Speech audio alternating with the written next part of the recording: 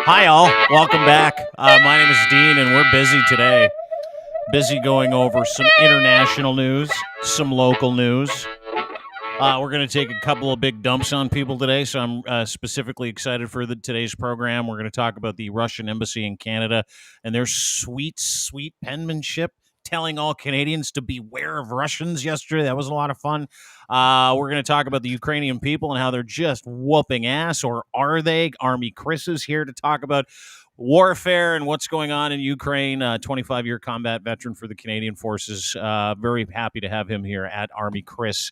Is where you can find him. He's blowing huge clouds, and he's got a pill on his hand.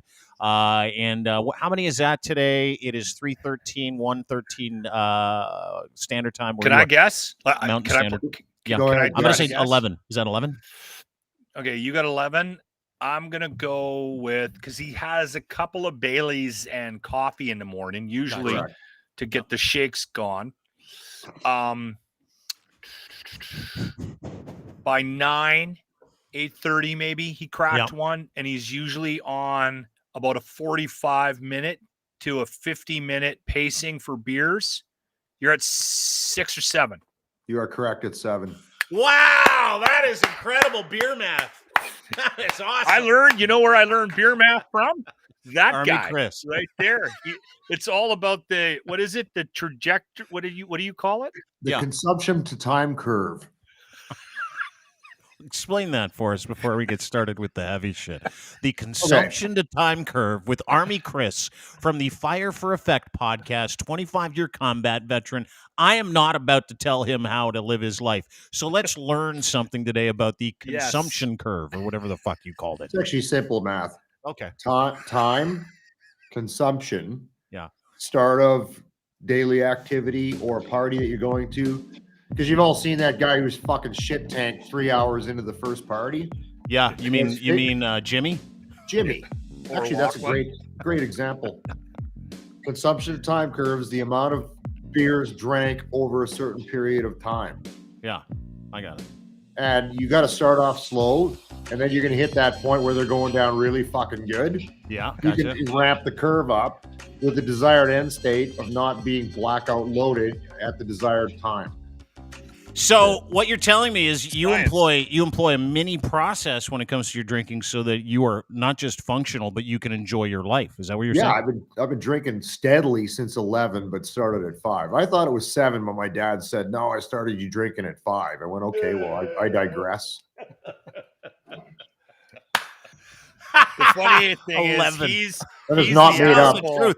He's telling the truth, because I asked him in the comments section before when Locke was trying to rejig all his gadgetry, which, by the way, I wish we would have recorded. That was fun. Because he's a tech genius, right? We all know that. So anyway, watching him do that prior, because we were like prepping for the show, I'm like, Kris, because we were like banished to being quiet because you were trying to work out some tech issues. So I was DMing yelling with at Kris. you guys to shut up. So I didn't say a word. I just went and got a coffee. And then I started DMing Kris, and I'm like, hey, Kris, when did you start drinking? He's like, 11.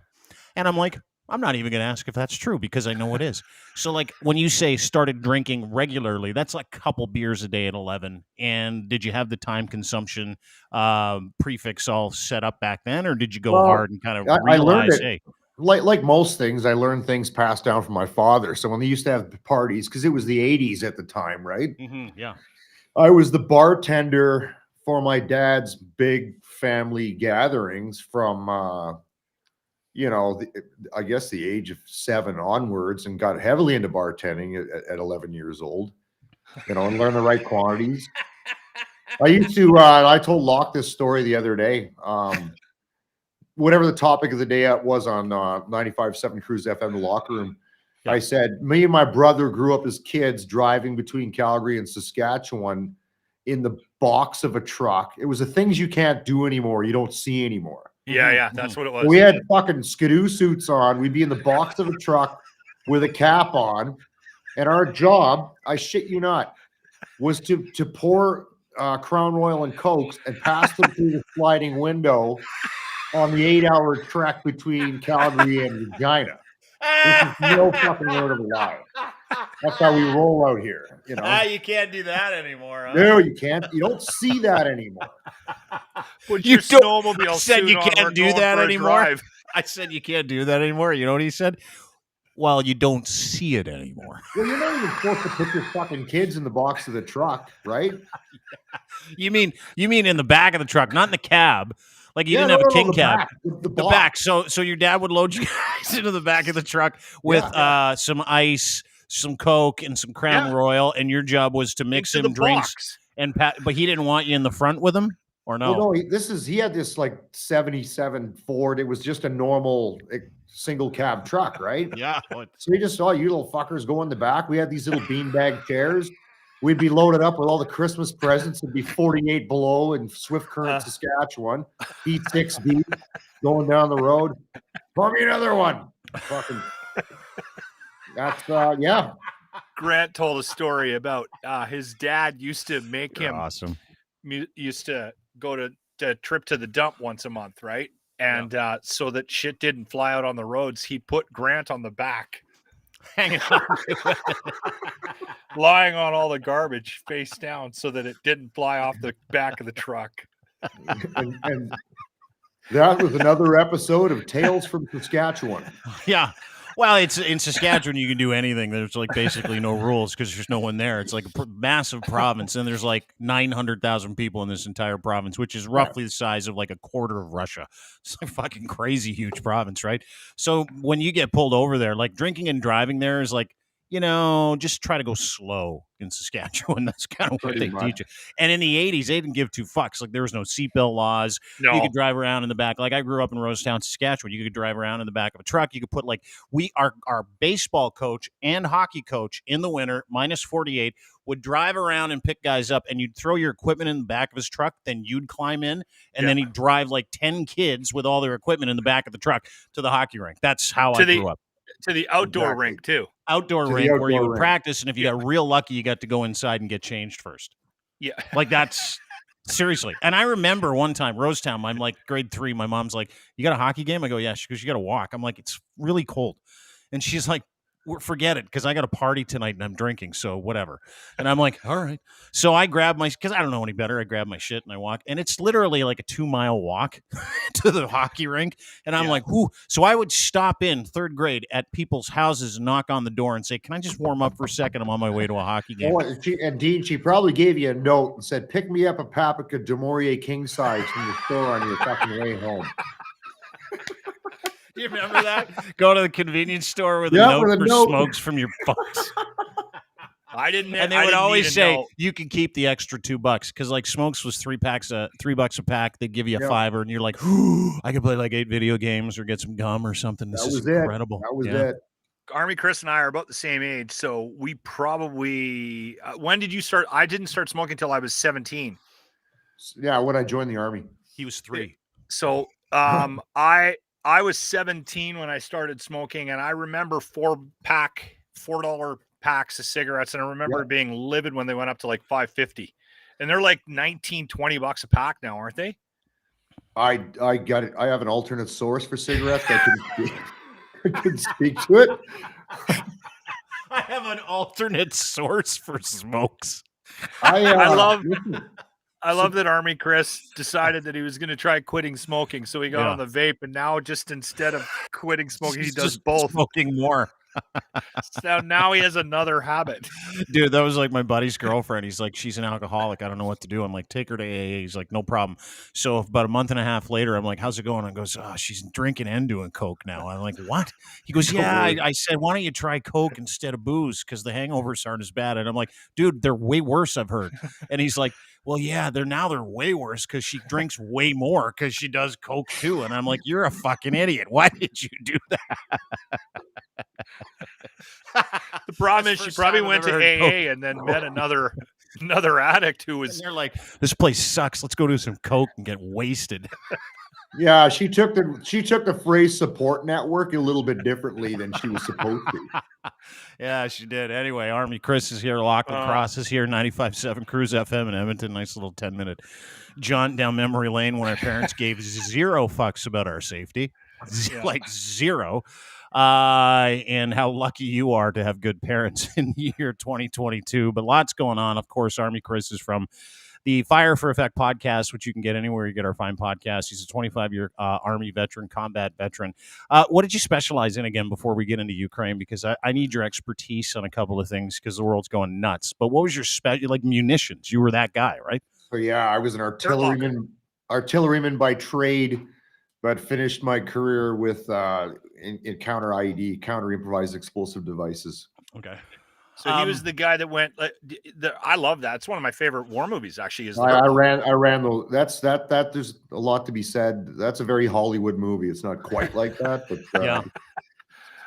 yeah, like the when Jeremy Renner took his helmet off and that truck was full of explosives. And he's like, if I'm gonna die, I'm gonna die. Yeah, he seemed to want to take his bomb suit off right away, like all the time. Yeah, it's like, we don't. One thing I learned about that is it's never the red wire. Yeah, well. It was in Speed too. That wasn't real. Okay, so let's talk about what's happening in Ukraine. We've had 5 days. We're 5 days into the invasion of Ukraine by Russian terrorists.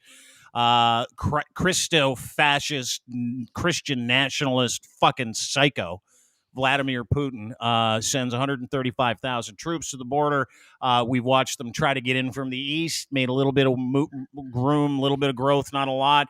They've tried to come down from the north. They keep getting pushed back by Ukrainian forces who are amazing the world with their ability to hold off Russian forces. Now, I want to know a couple of things, and I want to get to the Russian military machine first, because two things is, are they as shit as we're seeing they are? Are they the 3 dressed as a 9? Because some of the videos that are coming out of people like just walking away with tanks, like just, hey, well, it's a farmer. Like, dude, I'm showing you this video. This farmer, this is fucking unbelievable. This guy is he's a farmer, and these tanks and Russian equipment are being left all over the place because they have no fuel and they're running out of gas because they apparently had to sell a bunch of gas to buy food for the last couple of years. But this literally happened. I'm going to play you this video. It is absolutely hysterical. It's a fucking farmer from the Ukraine who's like, I'm going to take this tank. And he tows it, and then he starts driving it. Watch Some this. farmer just stole a tank in Ukraine.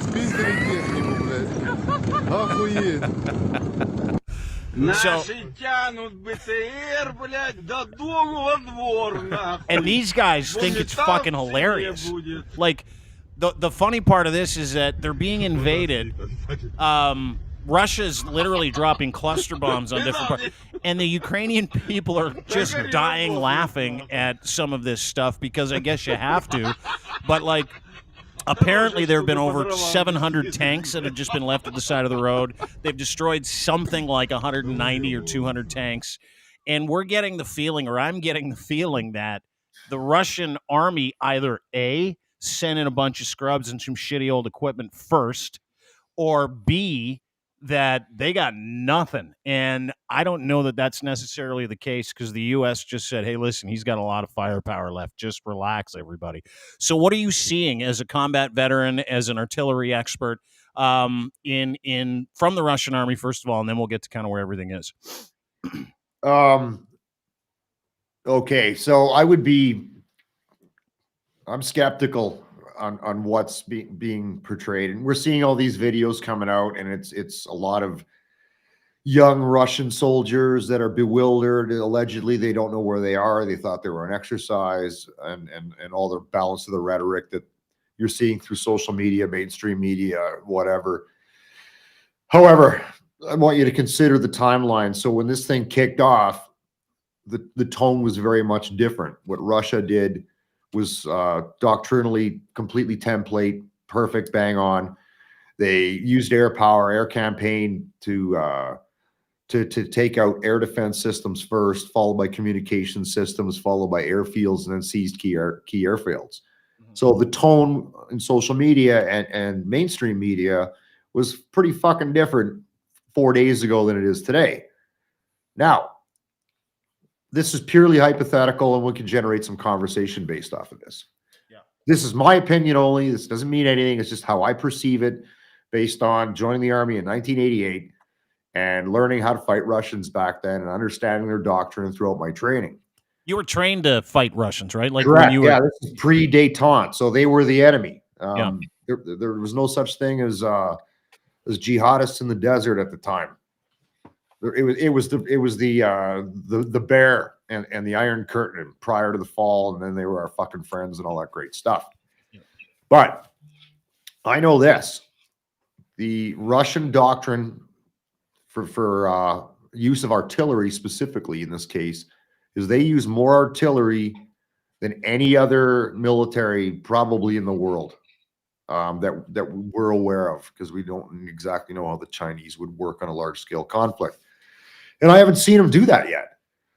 So if you look at the air campaign textbook, suddenly there's been artillery strikes, yes, combat teams of armored personnel carriers, dismounted infantry, but it looks like the B team to me. So why would that be? Mm-hmm. Well, potentially three reasons. First of all, you need to figure out how to get into where you want to be. So if you use these pawns, if you will, if you think about chess, you utilize pawns in order to see how your opponent is going to move the bigger pieces around the playing field. Mm-hmm. Send those guys in first, and that gives you a reconnaissance advantage to actually know where Ukrainian strong points might be, how fortified Kyiv, the capital, is, and other key strategic areas. How strong are they actually? We'll just throw some shit at it. So that's one thing. Second thing is you establish what the determination is for your supply line is going to look like. It took them this long to advance. Their consumption of fuel and food was this and this and this. I do some calculations, and my logistics experts actually figure out, how long that's going to be. And then the third big thing, when you look at the geopolitical situation, it buys Putin some time to see what the actual response from the world was going to be, rather than go fucking all in right out of the gate and have nowhere to maneuver backwards. If he hasn't squandered any significant resources to this point, yet he's still gained intelligence out of what's where, he still established supply lines by securing routes. He now gets to feel out what Biden's going to do, what the EU is going to do, what Boris Johnson's going to do, who's going to do what his own people are going to do as far as response to, rising up, going, we oppose protesting and shit like that. Yeah, we've seen. Yep. Right. So he's created a bit of a buffer. And I just honestly, in my opinion, and I hope I'm wrong, I really do. I hope the Russian army does fucking suck. I just don't believe that. They have weapon systems at their disposal, and I'm not going to get into the nuclear option right now that we haven't even seen yet. I haven't seen the full gambit yet. So that's how I perceive it, is that he's softened hard targets through his air campaign, and he's utilizing the B team. It's like watching preseason hockey. Nobody really pays attention. You put on the new guy, let him go a little bit. But that's you give your enemy this false sense of security that they might be able to hold you off when you've really just kind of sent in a bunch of Lugans like this kid. I don't know if you saw this. This is pretty unbelievable. This is like a troop of like Russian kids, like 20-year-old kids that were captured by Ukrainians. This dude's crying his dick off. Like, he's like, leave me alone. We just can't. We were told, and this is what he's saying, we were told you would welcome us. We were told that we were coming here to help you. Why are you shooting us? So the Ukrainian guy's like, are you fucking kidding me, dude? Like, you came here with guns and you started shooting people and stuff. But like, there are thousands of these videos out there. That's my point. Is you cannot tell me that is an accurate cross section of the fucking Russian military, because there's no way. You're foolish if you think that. Be strong, or appear strong when you are weak. Appear weak when you are strong. Sun Tzu, Art of War. This is like it's not time to start giving each other handies just yet. It's not fucking done. There's more to follow. I agree with you. I just think that maybe do you think that Putin, there is a case to be made that he underestimated the response worldwide. Obviously, there's a huge case to be made that he underestimated the Ukrainian people, and I think that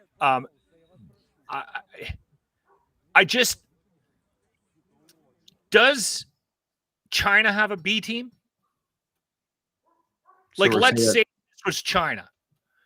I don't think you would. Do other militaries around the world have a B team? We're going to send the slugs in first. No, but China will. Putin doesn't give a fuck about his people. He cares about him and his wealth. His ego is but that I think big. this might be an indication of the representation that he has in his military right now. So you're saying what you're saying that you don't think this is representative, which is what Kris is saying, is that these guys in like a lot of these trucks are made out of like railroad ties. The cabs are like it is like a lot of the tanks that are being left at the side of the road are like from the 50s and 60s and full of garbage in the back. I don't know if you've seen any of the videos how unorganized the insides of these places are. As an example, Dean, and I don't watch it that much, but I'm looking for the modernized tanks, T-72Bs, which has 125 millimeter cannon, 12.7 millimeter, which is 50 caliber, also coaxial 7.62, and an AT-11 fucking anti-tank missile system on it with reactive armor designed to defeat conventional high explosive anti-tank from a side or frontal angle. I haven't seen that shit yet. I'm seeing all this old junk. So to me, it's exactly like I said. I think, and I only have an opinion, he's done his air campaign to soften up the hard targets. Right. He's doing his reconnaissance to see how strong they are here, there, and there, and he's mapping that out with his general staff. And he threw a bunch of shit at it to bolster that. He gets to measure his supply lines to see how long it's going to take. Of course, these fuckers are starving. They have no fuel because I doubt he's fucking giving it all to them. You know, or I'm completely wrong. And his ego is so big. And he actually believed he was going to wrap this up in 3 days. Yeah. So he didn't logistically plan for it. But I honestly just can't believe that. I believe he threw the B team at it, under-resourced them, saving his resources for a follow-on thing now that he's got the information he's got, including what the West's response was going to be, because it's going to gauge his reactions to how he's going to play it. That's just how...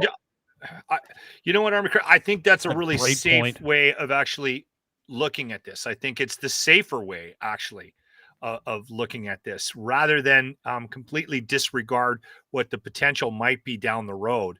But I don't know.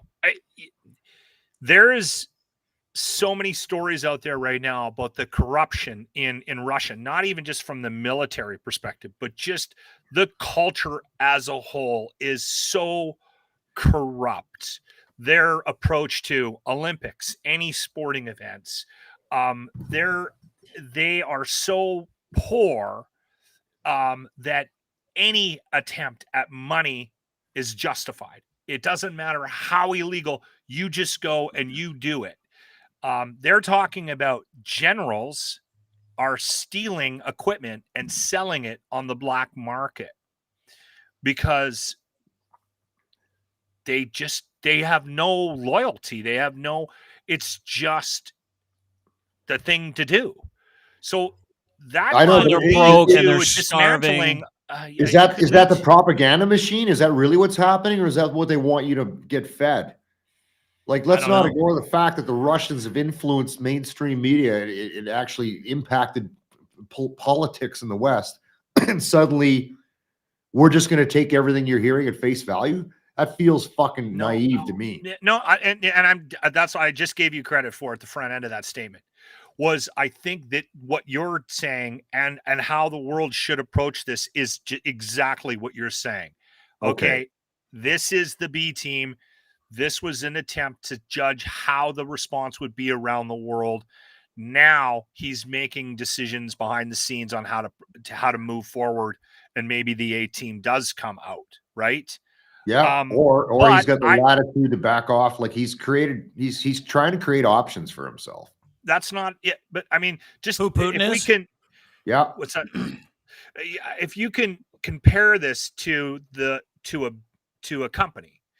I've worked for companies before where it's a dog's breakfast, where the staff are miserable, but there's motivational posters all over the walls. You can do it. Yes, there's this perception. Not those. That's not the.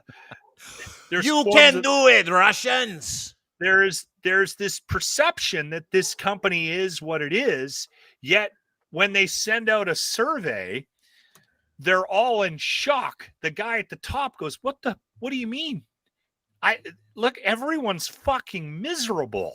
I never trusted those anonymous surveys, by the way, because as soon as the first time I gave a bad review, my phone rang about 15 minutes after I hit send. Oh, they all like, this was supposed to be anonymous. They're not anonymous. No, they're not anonymous. Anyway, I think we're dealing with that. That's the way I'm going to be able to get to sleep tonight, is that Putin has an idea of what it is that he represents in the world. I think he has an idea of what his military is. I think he thinks people are following his commands.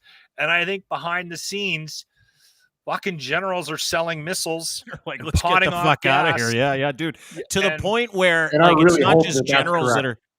Well, we all are, I think, because we'll get to the nuclear deterrent regime. We need to think the way Army Kris is thinking. That's because we're expecting like the narratives always change, but there's been this tidal wave of support, obviously, for the Ukrainian people because they've been invaded, and the lies that were told about we're going to denazify Ukraine, we're going to come after all the pedophiles and drug addicts. Like, he's legitimately hung this weird collar around everybody in that country, which is a lie, just to get some kind of support from anybody, or maybe to snow the Russian people. But to your point, I mean, the protests in Moscow, the protests around the world have been incredible. And let's get to that reaction that you're talking about. If the B team if this is what we think it might be, he sends in all the conscripts and scrubs, dudes that he pulled out of fucking juvenile detention centers, beat into going to fucking war, and they just told them they were just going to do a military exercise, which by all accounts is that's what this group that has gone in has been told. Yeah. Or they join the military because it's 3 squares. It's 3, but they're not even getting that. Now, here's the question that I have for you. If that's the case, are we looking at like, I don't know if anybody's familiar with the term Spetsnaz. These are like, Navy SEALs in Russia.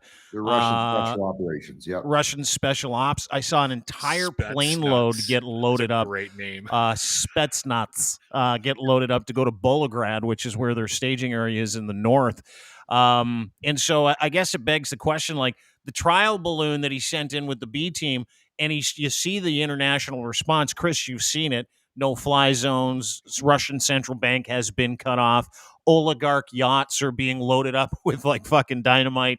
Cut off of the Black Sea. The magic passports pulled. 58 different oligarchs have been sanctioned by every NATO country in the world, including Putin, and they were taken out of the SWIFT messaging service, which is that international banking messaging thing. And what really killed them is they shut down the Russian National Bank. And in the United States today, they said, and in Canada, they're like, no one's allowed to do business in Russian funds anymore. Like, you cannot take it. It is dead. We are done until these guys move out. You can't sell Russian vodka in Alberta. You can't buy in Russian the liquor. States. I was going to go down and grab a few 60s of Smirnoff just in case this happened. By the way, that's made in France now. So, who knew? Yeah, Smirnoff is France. It's Russian Standard and a couple other. Go get some Tito's. Thank it's God. Good stuff too. But my point is that the reaction has been like fucking unbelievable. NATO's like all together. The EU's all together. Everybody in the world that had a difference of opinion is all together. So if you're Putin, what does that tell you? If these guys were trial balloons, like fucking time to pull out, or because he's fucked, like they're isolated to the point where Canada has a no-fly zone for every single Russian plane. Like, if you're Russian, you cannot land on Canadian soil. You can't. You're not allowed in the country. Exactly it. So let's say all that's true. If he decides, fuck, I got to go back to the drawing board here because the world fucking hates me now. I'm being condemned by guys that I thought were neutral or my friends, and they're weighing in. Dude, the Taliban was like, dude, what are you doing, man? Right? The fucking China Taliban. Was like, and China, that was yesterday. And China's like, going, the Taliban's going, we kicked your ass in the 80s. Now you want to take on fucking NATO for an insurgency? Like, he should have read his fucking history books and seen how the Russians made out against the same fucking farmers and shit that kicked our ass for fucking years. You think you're going to be able to manage an insurgency that is fueled, funded, trained by all the Western Europe and NATO countries? Look at the amount of firepower that's being flown in right now by the United States with Stinger missiles, Javelin systems. Germany's now lifted the restrictions on export of weapons. Plus the amount of that's insane. soft guys that are going in that are going to mount in. They're going to consult. I got friends that are leaving Thursday, Poland, that are going to start staging and training what will evolve into an insurgency. Fuck yeah, put Putin cheese curd there. Put in the old B team, because if he needs to suddenly suck back because everybody and his dog and all his billionaire buddies are against him, what did he lose? Shitty old tanks and the B players. He's still got his ace up his sleeve. He's still got all his big guns and his big planes and his big army. The question is, does he take a step back and squirrel away back to the homeland based on the reaction that he did get? He's going to lose a lot of face, and he's an egomaniac, so that's hard to gauge, man. Like I don't know how that plays out. That's why it doesn't make any sense. Your line of thinking, because from all accounts, this guy lets his ego dictate his moves, and to me, a guy that lets his ego dictate his moves doesn't send in a B team and then go, yeah, that didn't go the way I planned. All right, well, we need to get back on the Swift thing because my buddies are losing billions of dollars. Yeah, but and then go, I'll wait a month or two. Militarily, everything I said makes sense. Still, yes, but you're still being run by a fucking lunatic, right? Economically, I don't fucking know. Or losing face, being the megalomaniac that he is he's at least given himself the options, and he's not military blown his load, if you will. Sorry for you kids listening. I think we're good. Right? He's still got. I think there's a lot of kids in the program here. He's still got the weight. I doubt he's gonna fire nukes, because when you fire nukes, you don't say you're gonna. Yeah, just let him go. So, to that point, explain that announcement that he had the other day, where he was like, he told everybody, "I got the nuclear." No, what did he call it? The deterrence regime. So he's basically what is that? What basically what that means is, as I understand it, is he's turned on his nuclear network.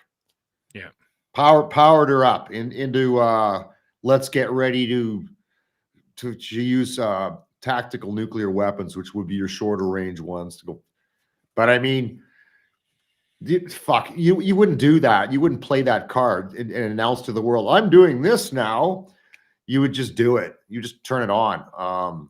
The only way he does that is as a preamp to say, here's my level of commitment and seriousness to this, prior to engaging in those conversations, which I understand are taking place right now on the Ukraine-Belarus border. So he's trying to stop our motivation at this point, Army Kris. Fuck. Like, do we make a? I don't think so. Yeah, does that scare us? So I thought it did. That's another. I honestly don't think it does, because I think the world response, and thanks to the guy that gets the credit for that is that fucking President Zelensky, is the most badass motherfucker with the biggest balls on the planet right now, and he literally just rallied the world. Whereas historical leaders have not measured up to that measure of resolve. You think it was him? I think it's his people. As much as I don't want to take any credit away. Dude, he had a chance to split too. Like, the thing about Zelensky, which is incredible, and this is on Army Kris's Twitter feed. I don't know if it's pinned, but I found this fucking unbelievable. He is leading from the front, as you point out. He's leading. He said, I need ammunition, not a ride. Yeah. Look at this video of him having coffee with guys in a bunker on the front lines. This is so fucking badass, boys. Like, it really is.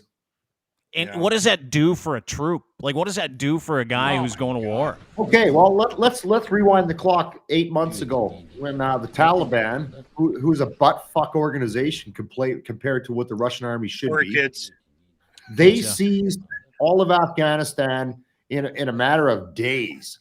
And the first thing that fucking coward leader did was go on a plane and flew up to insert stand here. And everybody immediately fucking imploded. That might because be a they bit had racist, I think. no, that's a fact. That's what That's a fact. Yeah, I just think it's funny. I don't find it offensive at all. Insert name of country ending in Stan here. I don't I know like if that it's one. racist anymore. I've given So, up. Kazakhstan, whatever, racist. man. Yeah.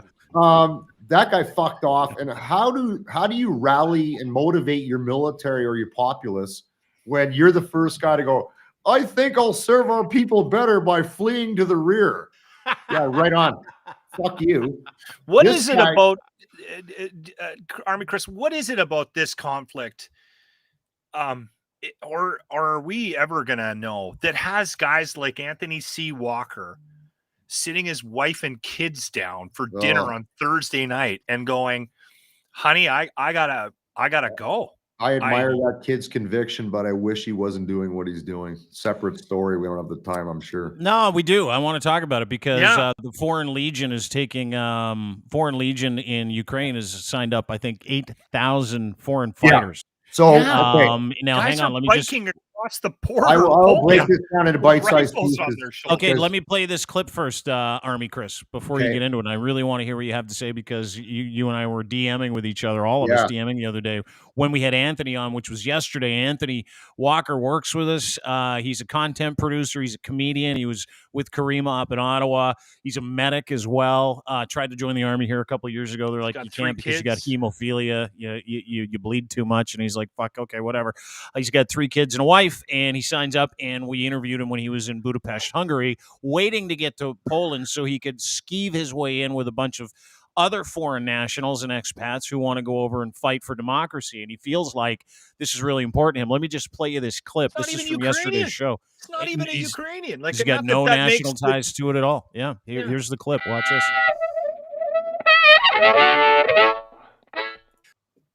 You're going over there to fight. Like, is that your intention? And how the fuck did you get there? Like, what's the process of a Canadian guy saying, hey, listen, I want to go help? So basically, my plan is that I'm going to get to the Ukrainian border, and for as long as is needed there, I'm going to be providing first aid to anyone leaving the country that requires it. Lviv is very close to the border, so I'll move into Lviv next. They actually have a brewery there that stopped making alcohol and started making Molotov cocktails. So I'm going to grab some of those. I don't know what the transportation is like, but assuming that I have, access to some kind of military transportation, we're going to stock up on those and then get moving from there. But I have so many people that are saying they're going to come to Lviv. There's a group of Canadian Armed Forces members that are coming. There's a gentleman in Fairbanks, Alaska, ex-U.S. Army, that says he's guaranteed going to be here within 72 hours. 2 ex-British Forces members. Wow. People from all over are contacting me. So I'm telling everyone, get to Warsaw, then get to the border. The border guards will direct you from there. They're sending up people at like local police stations, so you'll probably be directed to go to Lviv to the police station. You'll get your weapons. I've somehow become the de facto go-to guy for information on how to get to Ukraine. All right, so that's Anthony Walker. I understand he talked to him recently. We DM'd him yesterday. Was it or this morning? Was it this morning? And he got back to us. Said he was on a train in the Polish countryside and didn't sleep, and we haven't heard from him since. So we're trying to get a hold of him. But give me your take on these guys because you've got friends that are going over, and we were sharing some DMs back and forth, and you were skittish on the idea, to say the least. Yeah. So before I fucking say what I'm gonna say, I have the utmost respect for what Anthony is doing. I really do. Okay. But I need everybody to understand that the request for what is called the International Brigade, that's the short version of it, that Zelensky, President Zelensky of the Ukraine has authorized. First of all, any foreign national who wanted to join the Ukrainian army up to as of 2015 could do so. And you're seeing a lot of that. There's expat Brits and others that are part of the Ukrainian military, like regular Ukrainian military right now. He's authorized the standing up of an international brigade, but he's looking for combat veterans first. Now, let me give you an analogy to that everybody should be able to understand to help explain my concerns. Let's say you have a project car, you're a backyard mechanic, you're very good at it, you got a 67 SS in the garage, you want to work on it. You got all the tools you need, you're competently trained in how to do it. In comes your kid. He wants to help. He's got a crescent wrench he found underneath the bathroom sink, doesn't know anything about mechanics. But wait, he shows up with 20 friends, all that are not trained, all that are not equipped. And, oh, they're not there for the afternoon. They're there for the week. Now, you have to feed them. You have to house them. You have to train them. And then you have to figure out how to employ them. But wait, there's more. They speak fucking Cantonese, not English. Now you need an interpreter to fucking translate, which doubles the training time. All right. So where am I going with this? People who want to go and do what Anthony's doing, and again, I respect what he's doing. I understand he's an EMR. He started talking about weapons, and that's where I said, stop, stay in your fucking lane, young man. Okay. You didn't make it in the Army, and just because you took some weekend CQB course and went to the range a couple times does not mean you have the depth of experience. He was honest about his breadth of I know, but I don't want him to have delusions of grandeur that he's going to go to the line. Like he walks in there thinking he's Rambo. Yeah, very minimal training. Get to the border and say, I have no combat experience. I am an EMR, emergency medical responder, and our main man, Brad Hopper, can explain this better. That's below an EMT or paramedic, but it's above your standard first aid. So he has little known fact about your friend Dean Blundell, by the way. I also have my EMR certificate. Are you on EMR? Good. So then you understand that, Dean. Like, stay in that lane. What I'm saying is, if you want to, and I know a lot of guys, I'm getting my phone's blowing up right now. Guys are going to join the Georgian Light Brigade or some fucking thing. Go there with usable skills. Yeah. And despite your passion, you could create more of a burden on a logistical burden on their system who's actively engaged in war fighting right now than it is worth. Because if they have to clothe you, feed you, equip you, train you, provide a translator, and you multiply that by thousands of people whose hearts and intent is pure and respectable, make sure that you actually have a marketable skill set. So my friend Marcel and his crew that he's bringing over there Thursday, he's ex-military guy. He's one of my mentors. He's that guy I looked up to when I joined the military. It's not what he's going to do. He's also run international search and rescue organizations for years, based out of Red Deer, but they're part of international SAR units. So he's taking initially a 6-person SAR unit, self-contained, self-equipped, because they're linking up with guys they know in Poland, and then they're going in. So he has a plan to minimize the logistical impact, and don't be a boat anchor. I think Anthony you bring up have a skill though. Like I don't want to take I'm not taking that away from him. Yeah. Well, his effort was, and we talked to him for almost an hour on Sunday as he was getting ready to get in transit, and he was pretty honest about it too. Like, and we don't, we never think of these things, which is why I'm really happy you're here to talk about it, because we don't think of the ancillary issues that would take place with people who are like, fuck, let's go fight, let's go to war. It'll be so fun. War is not fun. Like, I got a tweet from someone today. It's like, trust me. Can you send out this tweet for all Canadian veterans who are being triggered by what's going on over in Ukraine? And I'm like, yeah, sure. I mean, I'll help out. And I couldn't believe the response to it, because so many veterans right now, and I'm sure this is something you deal with, or people that you talk to about this very subject. So many veterans are like, this is not what you think it is, that have been to war. Like, this is fucking, this isn't theater. This is real. This is the real shit. Like, just because somebody's, and I'm not Anthony's not talking about Anthony. We'll leave him alone. There's a lot of guys out there that they're Call of Duty experts, and they've taken a few civilian courses. A lot of what ex-military guys do is they get out and they put on these, say, close quarter battle courses for 2-3 days, where they teach you very basics of weapons handling, how to stack up, how to enter a room, how to pie that room, and how to navigate through the space.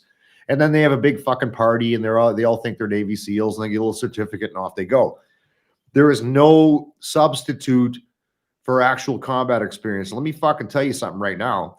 Even with guys that I've worked for and the doctrine that we use for years and years and years, when you get into it for real and the rounds are flying through the air, it becomes chaotically confusing.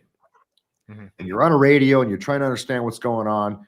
You're working with a fire team partner, and that guy's working. You're working within a section of guys who are part of a platoon, part of a company, so on and so forth. And it is fucking chaotic, and it's very confusing, and it takes a while to figure it out. Now imagine a guy who doesn't speak Ukrainian, who's not so good with the tools and doesn't have the experience, paired up with somebody like that in a combat situation. He's both a detriment to himself and the guy he's with.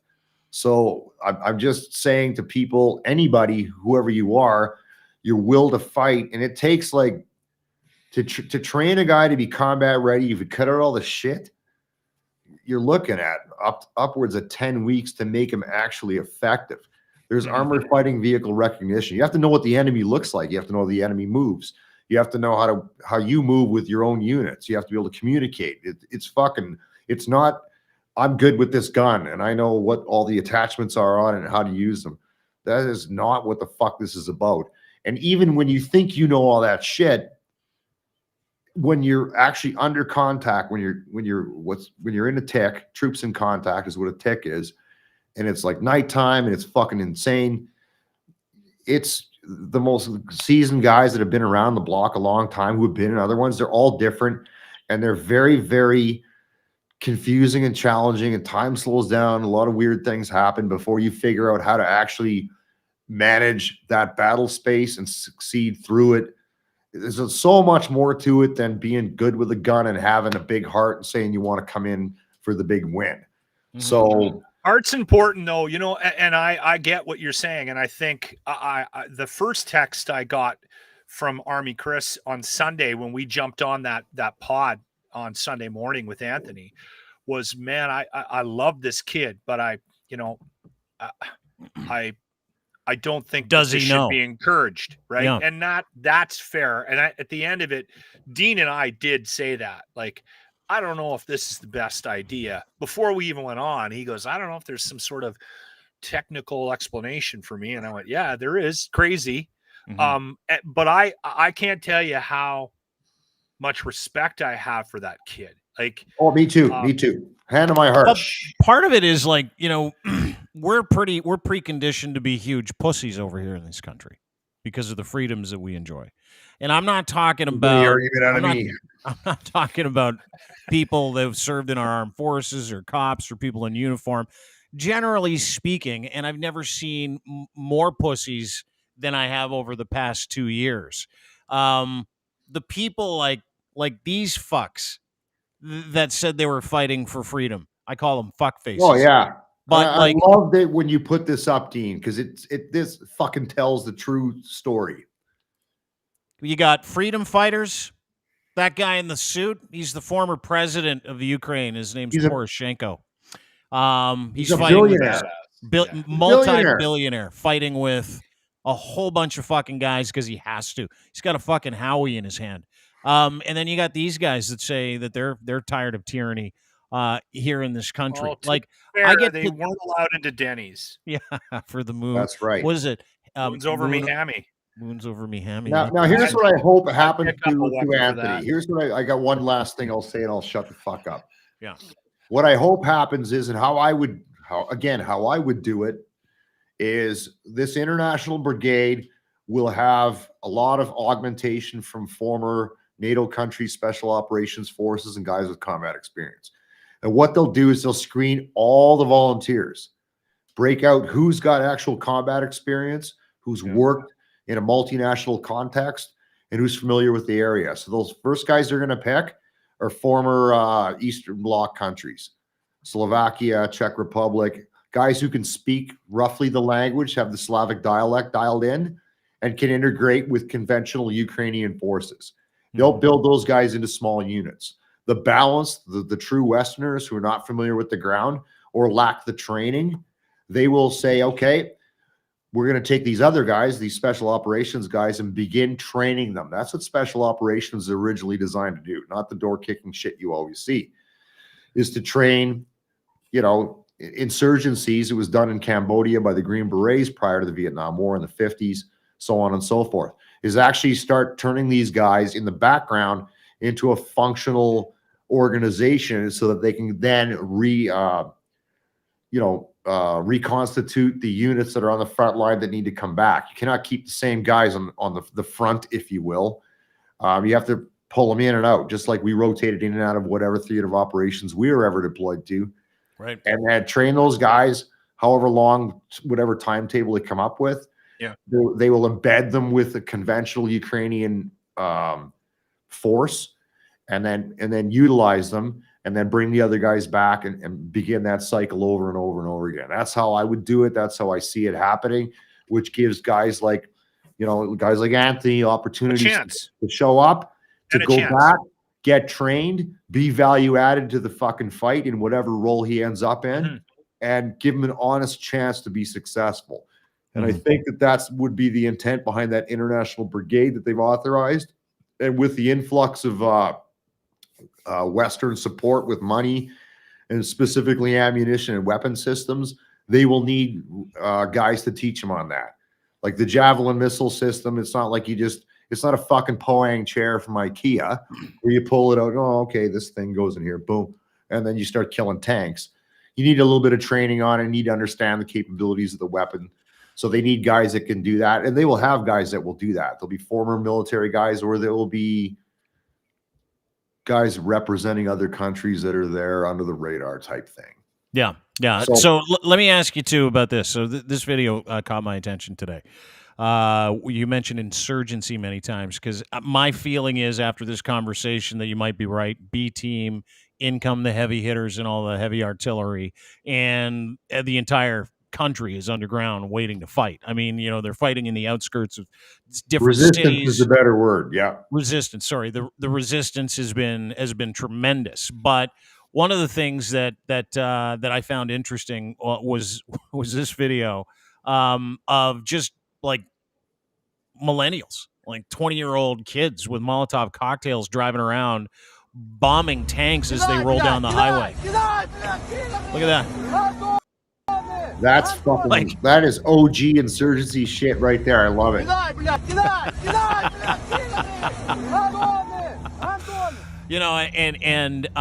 That's why I'm okay with what Anthony's doing. Like, yeah. I think I understand what you're saying, Chris, but I think there's a place for, and there's and we still haven't got an answer, and I don't know if you'll be able to answer it, but there's something about this, and I realize there's been elements of this in the past, but I don't know if anybody's following Anthony C. Walker on Twitter. There are hundreds of people showing up at the borders that want in. Well, thousands of people are trying to get out. There's 600,000. There's hundreds of people trying to get in to help. There's just something about this conflict that's stoked the fires in us, that get guys like Anthony on a fucking plane to fly somewhere where he's never been to go fight for a country he has no fucking connection awesome. to. And you know why I think it is? It's because the little kid on the block's getting picked on, and NATO said, well, we can't really help you, kind of, but that's the narrative, not the reality, because of the counter threat. So they're like, Zelensky said, we're alone, fuck it, we're gonna go do it anyway. And man, if that is not a rally cry, I don't know what is. And it was tenuous at the start, right? Like I remember when the news that Russia had invaded broke at like 5 a.m. our time. Or sorry, I think it was like 9 o'clock at night, and then the next day it was full on. Yeah, I'm like, they're gonna get steamrolled, and the assumption in my head was that, well, Zelensky's gonna leave, they're gonna pull all the people out like they do all the time in those countries that end in stand, as you pointed out, like the Afghanistan president. 40 years ago he was flown out. The new president and the new regime was flown out. I mean, we see it all the time. That would have been the expectation. You're correct, right? And And it was like it hung in the balance at the start. And you can say what you want about PR, but war is PR as well. Absolutely. You know, he has led the charge, and this country has led the charge by and large by him drinking coffee on the front line, staying there. His family didn't even leave. He is with his family, and the Russian military machine wants to kill him first and his family second. I mean, if that doesn't get everybody involved from that empathetic perspective, if that doesn't have people that have Ukrainian heritage or Slavic heritage or, you know, have military training that go, listen, this is what I was fucking trained for. Well, I need to go and do this. I don't know what does. Back in my day, there was 10 principles of leadership in the Canadian Armed Forces. They've modified it since then, so some officer can get leading change on his evaluation. But anyways, the first one was, actually, forget about the principles of leadership. Leadership in the Canadian Armed Forces was, and I hopefully still is, defined as follows: the art of influencing human behavior so as to accomplish a task desired by the leader in a manner desired by the leader. And that fucking guy nailed that, man. He influenced the behavior of his people by leading by example, which is principle leadership number 4. And to me, the most important one on one of my leadership courses in the Army, they ask you, it's kind of a trick question, what's the most important principle of leadership? And I said, lead by example. Always lead by example. Never ask your people to do anything you wouldn't do. And that dude is the fucking balls, man. Like that. And he's motivated the world. Yeah. There's countries that normally would be neutral. Switzerland, Sweden, Finland, non-NATO countries that normally kind of stay in the middle, that are going, fuck that, man. This is bullshit, and we're going in. And I honestly believe that the resolve of the Ukrainian people under the leadership of a president who used to be a comedy actor on TV. Yeah. And that statement when he said, "I need ammo, not a ride." Like, I got wood, buddy. I felt it move, Dean. I felt it move. You know, yeah, dude. I was talking with a female friend of mine a couple of days ago, and she's like, "The president of the Ukraine is so hot," and I'm like, "I know, I know, right? Like, I mean, that is like that dude is showing everybody what matters." Yeah. Values matter. Like, sacrifice matters. If the Russians came over the pole before they crossed Greenland, Trudeau would be in fucking Salulita, Mexico, surfing. Look at these girls are all chiming in. Like, it was. They're just loving him. She says, He's "Leanne's like, fuck, right? I had an orgasm." She says, like, it's like, dude, and that's what. Yeah, I got out of this. I mean, there's so many sad parts of this, obviously. Yeah. I saw a video of a 6-year-old girl in southern Ukraine who died after a shelling.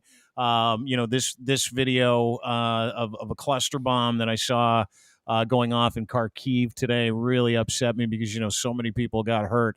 But, the gas that we're getting and the lesson we're getting in humanity and leadership, no matter what happens, is motivating enough for us to go, hey, fuck, maybe my belief system sucks. Maybe I'm a selfish asshole. Maybe I'm really comfortable where I live. Which, again, I go back to what happened in Ottawa over the past couple of weeks and these fucking losers in the hot tub, the Freedom hot tub. And I'm like, I wonder if any of these cocks are watching what's going on in Europe right now going, maybe we're soft as fuck. Like, speaking of soft as fuck, I don't know if you've seen Randy Hillier's tweets, by the way, recently. Randy needs to be fucking arrested and taken off Twitter. This guy's an MP. He tweets the other day, far more people have and will die from this shot than in the Russia-Ukraine war. He's a fucking Russian asset. That's all this piece of shit is. That's all he is. And how's he not in jail? I have no idea. He's leading the charge for Putin in this country. This guy's a fucking Canadian member of provincial parliament for Lanark, Frontenac, Kingston. Says he's a true believer in freedom. He's been begging Putin to keep kicking ass. He's been all over RT, which is Russia Today, which has been now banned in Canada, by the way. I don't know if you know that. We took Bell and Rogers to task yesterday. It's one of my sources. I use non-conventional news sources to get a picture because I don't trust media. Yeah. And you can't get RT. Yeah. Yeah. So you can't get it anymore, which is incredible. But I guess my understanding of the motivation that I'm seeing around the world is like, oh my God, like we truly are as a country fucking huge pussies, like just enormous losers sitting in our fucking homes while people in the Ukraine are literally underground in subways, going out of the house for 5 hours after a 36-hour lockdown / curfew, while being bombed, while being given rifles, while being given flashbangs, grenades, and Molotov cocktails to fight for their children and their country. Well, funny enough that you mentioned that, because that's the frustrations from a fucking army guy. The reason the people of this country are the pussies that you say that they are is because they've never experienced conflict on their own dirt. Why? Because we make sure that that doesn't happen. When people said, why are we in Afghanistan? What are you doing over there? I said, I'm making sure that the fight stays there, not here. And then the government who gets also fucking, okay, I'm going to stand on my soapbox. Give me 30 seconds. Who also buys into their personal bubble protected by people like me and the guys that have gone before me and the guys that will go after me, start fucking degrading our capability to actually respond and do anything because they think, oh, this will never happen here. I'll bet you a fucking buddy before 2014 thought that shit was never going to happen in the Ukraine because they thought them and the Russians were buddy. So when I look at these fucking clowns in Ottawa, I think that they're fighting for freedom versus what's happening today. I look at, well, how did that happen? It's because they've never, ever had to ever face any real adversity or be threatened to what their actual freedoms are. Pussies. So they create bullshit attacks on their freedoms. Like, oh, I got to wear a mask in the fucking bar. Really? That's an attack on your freedom. Are you fucking kidding me? No, it's not. You know what's attack on your freedom? Your fucking apartment building getting obliterated by a fucking bomb coming out of the sky. Let's not escape the conversation revolving around religion too. Well, yeah, plays a big part in this. Yeah, and what's really come out of this whole thing? Did you guys follow the restaurant in Sarnia, the Leaky Tank? Did you follow that story this last weekend? Yeah. Fuck, gross. So, go on. Oh yeah, Leaky Tank is a shithole restaurant in Sarnia, Ontario. She's a QAnon. The owner's a QAnon. She's a QAnon freak. Okay, she is a one of those born again fucking losers that thinks that that Putin is trying to save, the Ukrainian people from Satanism and human trafficking. On her specials menu on Saturday morning, this is when we found out. It's Putin, isn't it? It's Putin. Oh no, close. Oh. Yeah, it is actually. The Leaky Tank posted their specials. Turn off mainstream. Good morning. They lie. She says this is a special buffalo chicken omelet with toast, I guess, hash browns and toast, biscuits with gravy platter, or number 3, you get banana bread French toast with meat. Also on the menu, FYI, she says, Russia is not occupying Ukraine. They are denazifying it. Putin, she does spell it like that, spoke out against the Great Reset and called out those who seek to oppress the Satan worshippers that they are. This is a Canadian restaurant. Unfucking believable. Russia is taking out biolabs and human trafficking. Putin, he is fighting against the enslavement of humanity. That is the owner of the Leaky Tank, which, by the way, if you don't believe in science or objective reality, probably don't believe in food prep safety, by the way. So I wouldn't be eating there at any point in time. But I'm going to show you a video. This is the lady that owns the Leaky Tank. I don't know what her name is, so I don't give two fucks about her. With health inspectors. And this is literally her 2 weeks ago during the mandates. So keep in mind, on the specials, she's cheering on the murder of innocent Ukrainians on behalf of Jesus Christ. This is her trying to chase health inspectors out of her fucking shitty restaurant. We're in a provincial lockdown right now. Restaurants are not allowed to be open. I'm not under provincial jurisdiction, ever. You're on sovereign land. My paralegal is on his way here, and you can discuss it. The what is? There will be some charges coming. What kind of charge? And if you haven't noticed this pandemic, they're making these bullshit rules as they go. Right. And you're infringing on my right to feed myself. You're infringing on my right for my son to feed himself. You're on sovereign land, dealing with First Nations people. You've killed enough of the babies. You take them away and haul them off in graves. You hold nobody accountable, and now you're trying to put me into starvation. So Ron has made you aware of why we're here? Okay, so... She's made me aware of what?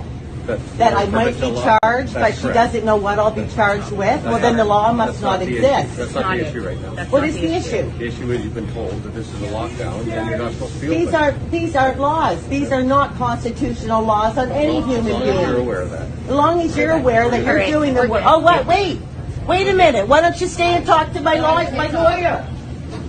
Why don't you talk to my lawyer? Out the door. Wow. Bully. You guys are awful. Awful, turning on your own citizens. Why don't you go live in communist China? Go live on the credit score.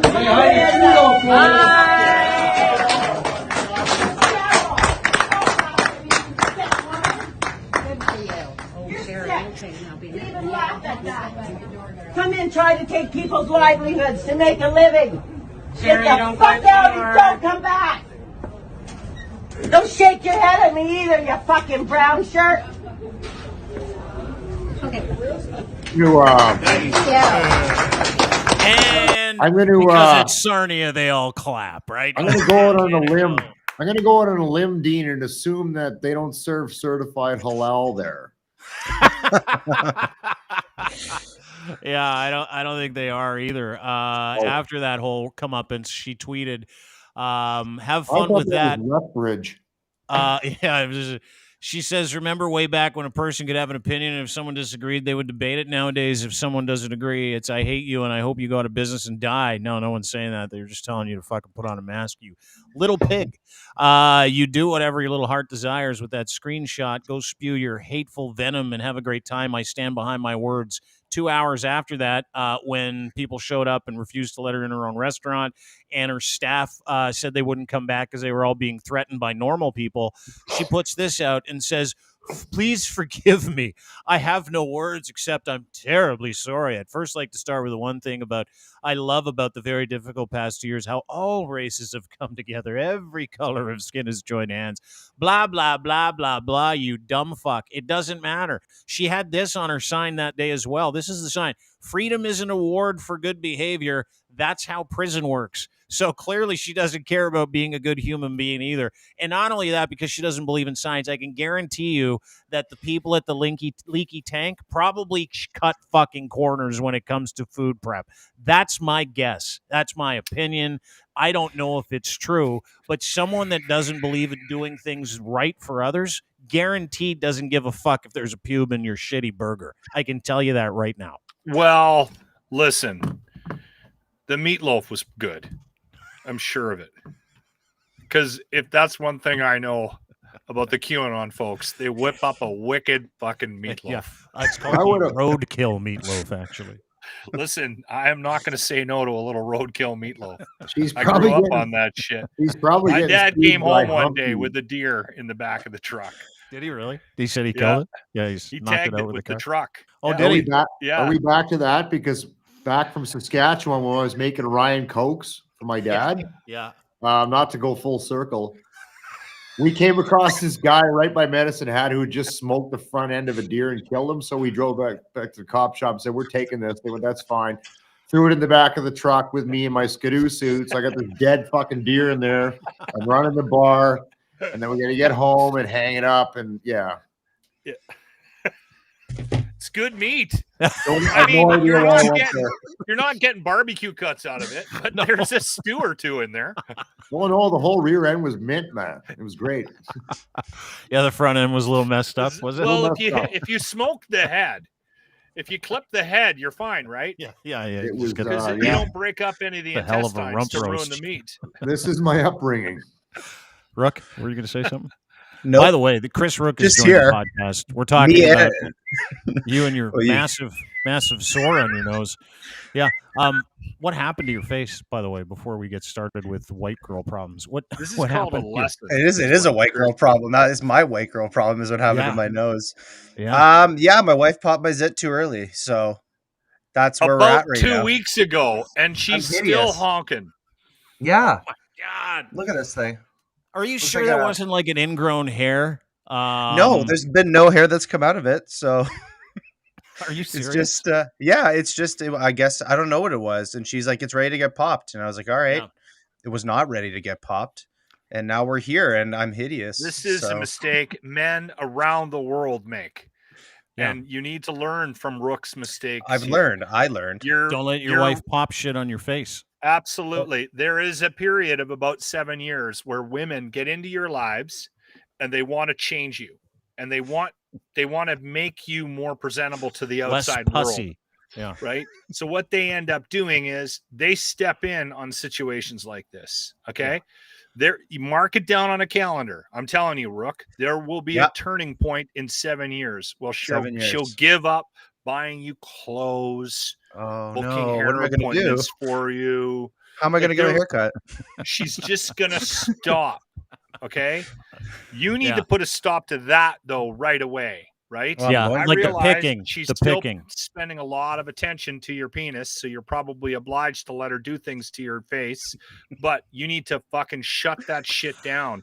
Rob has a question for you. Are you going to get that thing on your nose vaccinated? Yes I or think no? so. Yeah. It'll probably be good with the vaccine. It's cool because we had basic cable, and now if I stand close to the TV, I get Bell 5. I was saying Rook, he needs to lean into the zit on his head, on his nose, and just like start putting hats, decorating it. Yeah. Like what's Give it a coming up? name. Yeah. A couple of coats on this thing. What's coming up? I just saw all my buddies. That's what came up, and they let me know about it for sure. St. Patrick's Day, you could put like a little clover on it. I just wish I had it for Christmas so I could play the role of pasty. Rook. Yeah, you look good though. Yeah, you wrote a I'm great happy. piece this week and it kind of fits in what we're talking about. What we're talking about is, and by the way, stop. Yeah, I mean, don't let your wife pick zits on your face. It's like a thing. I don't know what it is with like spouses or partners. They feel like if something's on you, they get to pop it. It's their property. Yeah. It's not her property. Your And nose then is when, your property. when it's in a weird spot, they won't go for it. Like I had a zit on my taint one time, and I'm like, all right, you want to go in? Get in there. That goes back to primate days. Like you watch monkeys, they're picking lice and shit off each other. So if your old lady's popping a zit on your back, it's just natural. And you know, it's for me, it's also that's on his nose, by the way, and it's like she did it with a spoon, by the way. So it's like that big. A dull spoon. Yeah. The funny thing is that knives. if she was here, she'd tell you that she did me a favor and that she thinks it's better since she did it. What? So not only is she wrong, she's also lying. delusional. Well, she doesn't. You know what I think it is? I think she wants you to be ugly so that you won't have sex with anybody else. And Lachlan will tell you to put hydrogen peroxide on it. Yeah. By the way, don't do that. Apparently, it's not a good idea. I have Full gargled blonde? that shit. I put it underneath my toenails. I rip it's it on not every good. cut. I used to put it in my Apparently, hair when I was like 12, 13. Really? I was like, to have blonder hair. Doesn't And look my mom's like it. You look like an idiot. No, I think Now I he made looks it go like gray. Anderson Cooper. Yeah, fucking relax. It's Arctic Blonde. But I want to talk more about people that aren't that are fucking absolutely clueless perceptionally, and there seems to be a lot of white women that are like doing poems to Vladimir Putin to stop the war. Joy Behar, you wrote a great piece on it the other day. How this war has really upset her trip to Italy. How is she ever going to eat pasta fagioli in Lake Como now? Yeah, I didn't wake up on Saturday and decide to choose violence against white ladies, but I just it just pissed me off because that the whole thing with the Imagine video with all the celebrities. I know, Locke, you love that one. Gabe, what's her Goog? What's her name? Gal Gadot. Gal Gadot. Gal Gadot. Did you call her Gag Gadot? Gabagool? Gabagool? So it just I saw the poem one first, and I'll play the poem one first, as much as I don't Is want this to. the mother one? Have you it's seen an the actress. Army Kris? No, you can't play this whole thing, Rook. Can I'm you? going to because No, it he hammers has home to. the point. Yeah, it's awesome. What's her name? And I again? want to. What's this chick's name again? I don't Who even cares? remember. Some Amber actress. something. All right. Was she Army in Kris, have you Suits? seen this video? Because I want to see your live reaction. Because apparently the war's over because of this poem. That's what Yeah. I'm hearing. Yeah. So no need to go fight. No need to go do No, anything. But You here need she to is. put the camera on Army Kris. Dear President Vladimir Putin, I'm so sorry that I was not your mother. If I was your mother, you would have been so loved, held in the arms of joyous light. Never would the stories plight the world unfurled fuck is before this our chick? eyes, a pure demise of nations sitting peaceful under an the night actress. sky. If I was your mother, the world would have been warm. So much laughter and joy, and nothing would turtlenecks harm. back I in? can't Can I start imagine doing a the turtleneck stain, again? the soul-stealing pain that the little boy you must have I missed the seen and turtleneck. believed, and the formulation of thought quickly taught that you lived in a cruel, unjust world. Where's her husband? Is this Oh, why hanging in the you now closet by his decide tie. no one will get the best of you? I bet Is she's this got why cold you feet. do too. not hide nor away shy from taking back the world? Was it because so early in life, all that strife wrapped He's trying to your little open up a body with window fear? that doesn't open. If They're I on the was 30th your floor. mother, if the world was cold, I'd have died to make you warm. I'd have died to protect you from the unjust, Oh, the either that or violence, he's in the the bathroom terror, trying to the remove a uncertainty. nut I would so have that he died can't to have give you kids. life. Oh, dear Mr. I can't President, populate the world with another one of only these, I'd been your please. mother. God. Perhaps the torture of unmet You are youth playing the whole would thing. not You're within such your a heart dick. imbue a scription to such fealty against that world that you thought was so cruel. I had to mute him. I know. Perhaps you would hold So, dear human life, and on this night, instead of Mother Russia, you would call me, and I would set your mind quite free. Let's see if with he's the still love going. Can we? that I don't only even think I mother can watch the give. rest of this. I'm with Locke now. Yeah, shut it off. Yeah. Okay. Well, you get the point. Yeah, I totally get the You point. guys understand the but point. I'm with Locke, and I don't want this to sound misogynist, but if I'm married to her and she's like, "Honey, I'm going to record a beautiful poem and I'm going to direct it at Vladimir Putin," you're right. I would go into the bathroom and clip my nuts. I would out in post, so it'd be good. But speaking of which, she wasn't the only person with like delusions wait. of military Where's the delay grandeur. button? Yeah, But we don't wait, have there's one. more. We got to let that fly. There's more. Who do we have Why I next? didn't What wanna be white on woman this do we panel have next today. with absolutely no perspective whatsoever, Chris? We've got the lovely ladies from The View. Estimates are 50,000 Ukrainians will be dead or wounded, and that this is going to start a humanitarian crisis, refugee crisis in Europe. About 5 million people that are going to be displaced. I mean, it's heartbreaking to hear what is going to happen. Well, I'm scared of what's going to happen in Western Europe, too. Yeah. You know, you plan a trip, you want to go there. I want to go to Italy for 4 years. I haven't been able to make it because of the pandemic. And now this, you know, it's like, what's going to happen there? Yeah. Thoughts and prayers, boys, to her Italy trip. Poor Joy, and Poor poor lady. whoever that actress was. Poor people. That is Must be absolutely hard. tragic. She can't make it to Italy. Sometimes I do this before I go on the air. And you might want to start practicing this, Army Kris. Now, I say things out loud just to see how they feel coming out of my mouth. And how's then that- I go, oh, listen, is this that's like when you not a told good the thing to say teachers in to go public. fucking kill themselves and You take a know few what? people with you? Listen, I That's exactly didn't what you say said. that. Uh-oh. I never said that. That's what he You said. misinterpreted it. Uh-oh. I said I was surprised there wasn't more violence in schools today. Oh. That's all I wow. said. That is not I what didn't you said. encourage. Did you didn't say that one out encourage loud before? teachers. I Here's didn't what he encourage said. teachers I'm to kill starting to kids. get the or kill impression that themselves. Lachlan What did he say said that, was yes. he was pissed off with fucking kids and students. Anyways, what he said was, I wouldn't be surprised if teachers went home and killed themselves and took a few people with them. No, That's not. Well, that's the end of it. Thank you for tuning into the locker room. This is Lachlan Cross's final show. I gotta take it. The only reason Chris did that to Locke is because Chris hung himself about 5 minutes ago when we're like, let's take that out and post. Oh, whoops. I already time coded it. We're good. It's right out there. Boy, I appreciate it. All right. Okay, so I digress, but somebody needs to sit down with that woman and put her on some kind of meds or something. Well, and hold on, and I've said this before, and it's not just white women. There's a woke sort of culture that is infested its way into our sort of world, and again, white women bear the brunt. I mean, they're carrying the cross for this right now, because it's easy, right? It's the path of least resistance. But I think what ends up happening is you get people in certain situations in life where they feel guilty and they feel like they want to do something. And I think that's what that is, That's Brooke. bullshit. No, That's trying to get around. Dude, that is such a fucking load of shit. You know what it is? Those women have the perspective of a fucking cockroach. Nothing they've ever done has ever been bad because all they do is go forward, and they've got these privileged fucking lives, and they never put themselves in harm's way. No, not like this dude. Like, if I'm sitting around like if Sonny Hostin, play that clip again one more time. Play that clip. Do not play that woman doing that. No. We won't play. I want you to play the clip one more time. Sonny Hostin, who's a brilliant legal mind, very smart lady.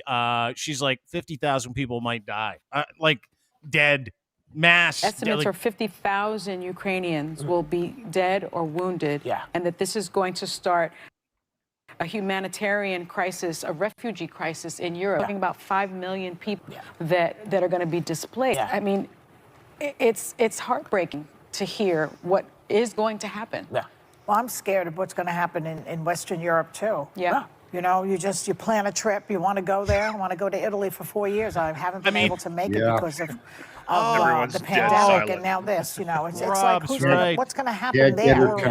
Pour one out for joy. Oh my God. Like, you can't, Locke, you can't, I mean, it's nice of you to try and justify how fucking selfish. She reminds me of that. I was more talking about the woman who did the poem. The horrible. Okay. I wish it was your mother. That's like a Godzilla virtue signal. There. Yeah. You guys remember that white chick that went in front of a judge several years ago and it shot an intruder of color in her home, and the judge said, "Well, why did you shoot him 12 times?" And she said, "Well, Your Honor, that's all the ammunition I had." Mm-hmm. I mean, fuck, man. So I think that you know, like it's never gone wrong before of a bunch of white guys saying stuff about white women. So I think we should all just stop saying things about them and just let Bill Burr do it. I remember watching that live, and it was one of the most awkward Saturday Night Live openings I've ever seen. It was great. Louis C.K.'s opening about how much pedophiles love kids was definitely like one notch above. That was up there. That's true. That one, but this one, I think Bill Burr went out there and went, I'm gonna blow this up. I'm gonna really, people are gonna hate this, and I'm okay with that. I'll be able to go home and have a good night's sleep tonight. I bet you there was a dare too, because you've never seen a comic on that level do his actual show on SNL. When was that? That was a couple years ago. Okay. Yeah. I don't think their monologues get looked over before. I think that everything else is done, but they kind of just trust their hosts to just say that. But like I said, I bet you he'll never be back. You think because maybe that one, ever since Sinead O'Connor burned the picture of the Pope and caused a little controversy. Yeah, turns out she was right. Yeah, who knew? But I remember watching that live too. Yeah, that was I like that white girl. I do. I like. That's Sinead. my favorite white chick, Sinead O'Connor, 100%. Yeah. But I think the overarching theme is just stop it. Just stop. Not wrong. Stop writing. Wrong. Just stop writing poems. Just stop saying it. Just stop. Pointing why? the fingers Can I at tell me. you why? Can I tell you? Please. Bingo. You nailed it. I'll tell you why. And I see a lot of people doing this online. And I'm like, I try to be incredibly mindful about it. Case in point, a couple days ago, yesterday, the European Union, every country in the world got rid of Russia today on television, right? Bell, Rogers, Telus had not. And so I tweeted, probably time to sack up. And sure enough, they did it. They were like, yeah, we got it. They removed it. And I'm like, done. Good job. I could have put out a tweet saying, guess what I did? But it's not about me, right? It's about what's going on out there. It's about contributing to the discourse. It's about having a conversation or proving a point for the greater good. And it's about advocating for the right things. It's not about advocating for you dumb fucks. Whether or not, like every some people are tweet that I confused see about how to do that. Well, it's easy. Just Donate. don't put yourself in the center of the fucking story. Like every single time that I've seen, like the Joy Behar thing, she was unbelievably the center of her own story, piggybacking off of death and destruction in another country to say, when am I going to get to go to Italy? By the way, like, are you fucking kidding me? Same thing with the girl that did the poem. She took time out of her day to write that, and she took time out of her day to write that not to help the Ukrainian people, but to prove to people that she was a fucking poet. Like, and no there are one things that checked are her. so much more important here than you and your own content. And I tweeted this the other day. Do not put yourself in your content. If you're one of these people that thinks that the world fucking revolves around you, shut the fuck up. Like, do something for somebody else. Here's something. I got a new mug. You know what it says? Help others. Those people are just trying to fucking help themselves. I love it. But I I got a think it's a question bit for of an you guys. epidemic right now. I think I I think that's an issue right now, Dean. Selfishness? Fuck yeah. Yeah. Go ahead, I Chris. think What were you going it's- to say? You Do you don't guys say. do you guys think that it's right that they're banning Russia from the World Juniors in Belarus? Yes. What's your feeling They on did it that? in FIFA too, right? FIFA. Because I'm on the I'll fence. tell you what. Yeah. I'll tell you what. What was Not true full-blown yesterday in might not soccer be yet. true today, right? Case in point, vaccine mandates. We needed them when we were knee deep in Delta and all the other shit, trying to get out of it with vaccines. Now I'm okay with get rid of vaccine mandates. Doesn't bother me at all because we're in a different space. Like again, what was true yesterday might not be true today. Now, a week ago when this started, and I started watching people go ban Russia from this, ban NHL players, ban Alexander, ban the World Juniors. At first, I was like, because Gretzky was the first dude to say it, who's You blew also my mind. of Ukrainian descent, right? His entire family Yes, came from fair Ukraine enough. during the war, and he's like, don't allow the juniors to play in the World Championships. The World Junior Championships would have to be rescheduled because of COVID. They're happening in August, in and Edmonton. and the hate that he got from that was incredible. But then I started thinking, he's right. Then Dominic Hasek put out a tweet, and he's like, fuck Russia, fuck the Russians. They're trying to kill people. And Russian athletes in the NHL, like Ovechkin the other day, was like, it's bad. That's all he said. Yeah. No, see, no Dean, war. It's bad. That's my point. I have a military But I'm saying mind. is that I'm saying like you want to sanction everybody to the point where I said the other day, it's time to fucking get rid of all, and I mean every single fucking Russian diplomat in this country. But Every here's why I single wanna- one of them. Here's why I want to flip that on you. Well, I want to read you this. Okay, I want to I'll read you wait. this letter Yeah. first. Let me read you this Oh, letter. I love this letter. This letter came from the Russian embassy in Canada. We're talking about a political government. We're talking about like an embassy of fucking diplomats, like smart people who you'd think like, oh, listen, if you put something out like this, the Canadian people aren't going to believe you and they're going to fucking hate your guts. Let me read this to you. They deleted it since. Sanctions announced by the Canadian cabinet against the president of Russia and the Minister of Foreign Affairs in Russia are unprecedentedly unfriendly. And at the same time, absurd step. It contradicts all principles of interstate relations, diplomatic ethics. In this way, the cabinet is now approaching the point of irreparable severance of bilateral ties. Response will follow.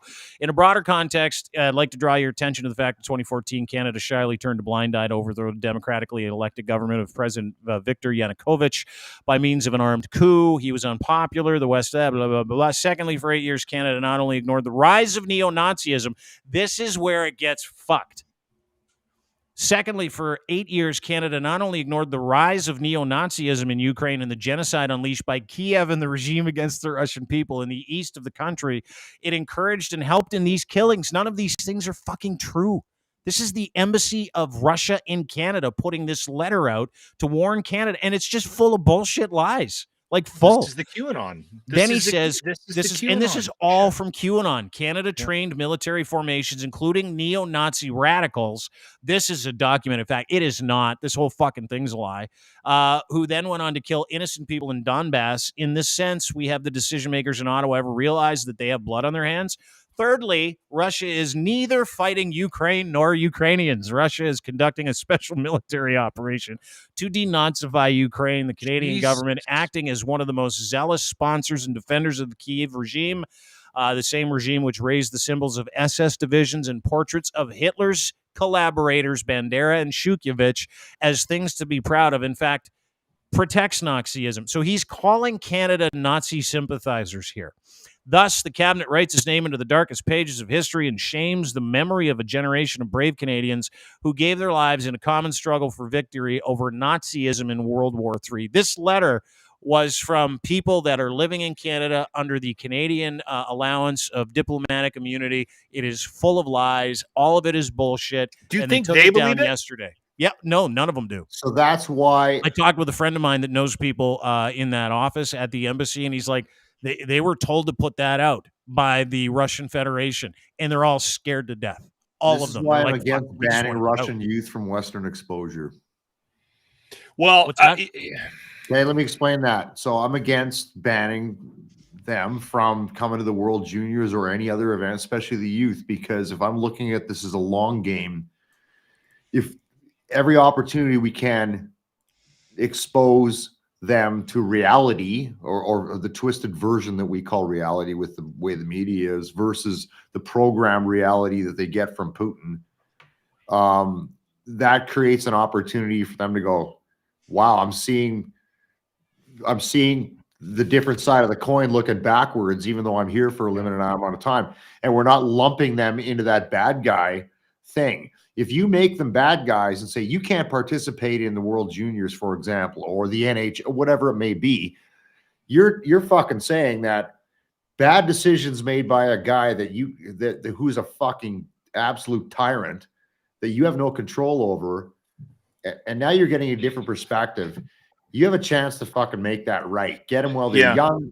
Like, I just don't agree with that. I'm like, fuck, that's a wrong strategic move, and it's a military-minded decision, but I just don't agree with that. I don't think it's the right decision to make. I'll weigh in here. I have an opinion on that because I was sort of in a similar mindset the other day when everything started getting banned, and I was okay with the banking stuff, and then I started to think, you know what? This is gonna entrench an entire culture into securing their beliefs about the West already.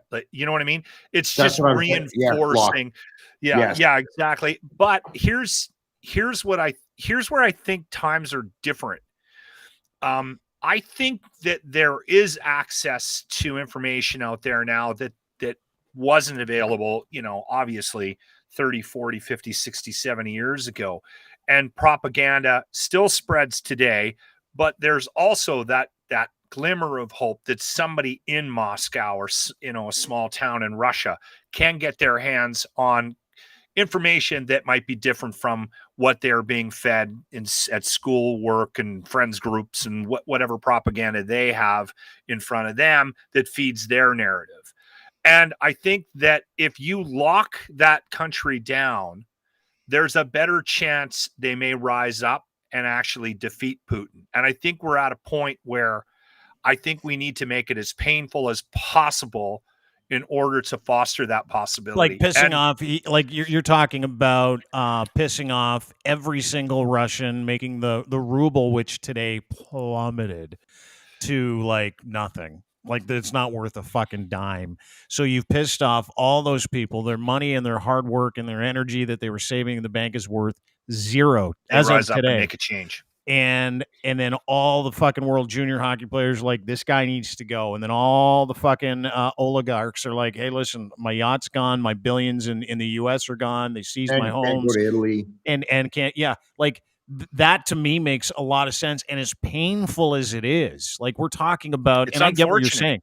It's unfortunate. It's sad. I'm sure there are the They have a majority shitty of leader. Russian people. Yeah, they're just fucking whims to his whims, right? They're just pawns in this fucking weirdness that he thinks he's a god, and he literally thinks he's a great Russian god. And so I turning the screws around him kind of forces everybody to the middle. That would be my opinion, but I'm no fucking military expert, which is I know why most people are listening because they thought I was. Or the flip side of that is his internal propaganda machine tells them, hey, you guys, this is exactly what I've been saying for years. You can't go play hockey over there. Now, there's some Russian kid who's good at hockey. It's all he wants to do. Doesn't give a fuck about that.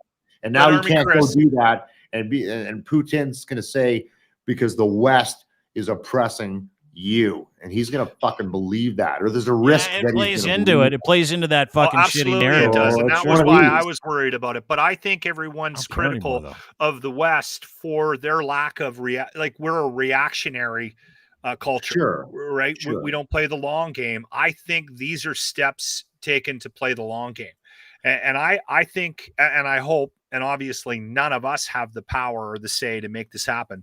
But I honestly hope that we cripple that country, like cripple it, and we hang in there as long as he's the leader until somebody goes in and removes him. I think that's the only way outside of dropping bombs on which is never going to happen, right? So you and I are aligned on that. You and I are think definitely we're playing aligned the long on game that. here. And that's what I'm talking about is a long game, and I'm coming at it from two different perspectives. I want the youth of Russia to be exposed to as much of the world and all good and bad things about it as possible versus just a narrative that the fucking Russian propaganda government-driven machine feeds it. And ways of doing that, let them come here. The last World Hockey team, they were holed up in a hotel in Red Deer because of COVID protocol, but those Russian kids were out fucking partying, getting exposed to Western influence, good, bad, or ugly. Give them perspective to go, hey, wait a minute. The way our country runs is not the fucking way the world works. And the way we're being told or perceived that the West is not the way it is. So I guess I'm just saying in the interest of the long game is maximize their exposure to something other than the narrative they're being fed. Mm-hmm. You know, they couple things that happened. Playing nice though. I think that I don't think it is either. Yeah, but you know what? One of the things that happened that I think. Well, I don't know if you are. I mean, you're the only guy here with 25 years of warfare experience. So I'm going to side with you on most things. But Pornhub banned.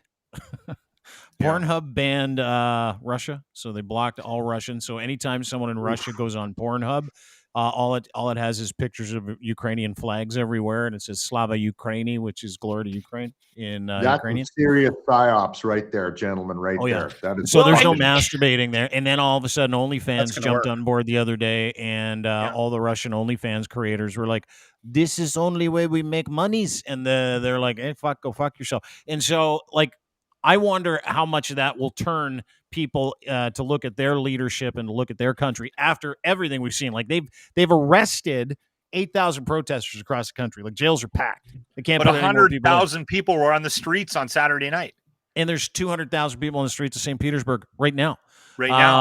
So like my thing is like the punishment. Yeah, the punishment of everybody. And I say this I take it with a grain of salt. If the NHL decided not to allow, just out of solidarity with people who are being murdered, like a 6-year-old girl who I saw get murdered in a market in southern Ukraine today on TV. If they said, sorry, you got to go to Malkin, Ovechkin, can't have you in the league. As much as I don't want to see that, because I know that guys like Malkin, Ovechkin are scared to fucking death of Putin because Ovechkin's entire family lives in Russia still. Yeah. Like his whole family, but his IG account is still a picture of him and Putin going like this. And so it's like, wow, you feel the humanity in the things that we're saying. It's not like we're saying fuck them all, fuck Ovechkin, fuck Russians. It's like, oh my God, like somebody save those people from that cat. that's, I think, what we're trying to say, and just turn the screws now on every side of this fucking loser. And make Seems it like it's the impossible. only thing left to do after 25 years of dictatorship bullshit and terrorism and murder and fucking like scaring the world. Fuck off. It's time. I thought it was too much. And then when it just kept coming, I was like, maybe this is the only route. Maybe this is the only path we have to a change in leadership in Russia. I mean, the scary part is who's behind the scenes, taking over, right? Like, I mean, Putin has done a pretty good job of clamping down on any potential leadership to the point where there might not be anybody alive that has the possibility of running Russia. That's the scarier part. Well, by clamping down, you meant kills them, but yeah. Well, I don't know all but yes, I have heard rumors that people that have stepped up to the plate to say they're going to go against him get shot or poisoned. Yeah, they have a bad day as a minimum. Yeah. Isn't that guy the guy that tried to run against him 4 years ago or whatever? Navalny, Alexei Navalny. He's in like a Siberian prison right now. No one knows where the hell he is. No. But he's earning a lot of points. He's up to 3 smokes a day. He's doing great. He just needs to break more rocks tomorrow. That's right. A busy day of breaking rocks and putting them in a shopping cart tomorrow and driving it through the sand and the snow over to another rock pit. I don't know what the answer is, but maybe this is it. Maybe there's so much coming at them right now that it's impossible for the propaganda machine in Russia to justify or explain away. I mean, imagine you go to wank off because it makes you, you have a couple of shots of vodka and you're going to pull one and you go on Pornhub and you can't get on it, right? Like, yeah, you're in the woods. You're in the woods after being there for a year and a half. The only thing you can count on is little Pornhub. You want to give it a wank. That. Yeah. And then all of a sudden he's like, fuck, where's the porn guy? Like the only thing we had here was porn. And he's like, sorry. Then they Facebook banned Russia from making any money on Facebook.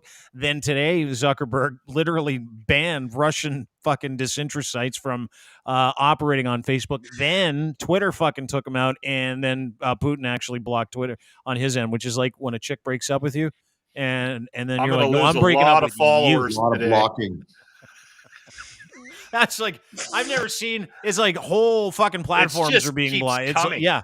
And people in Russia are like, whatever, we got VoIP. We can do whatever we want. We can still get any information that we want. Like and that spreads like wildfire. Sanctions are a two-way street. They can't get Pornhub, and now you can't get that Russian porn.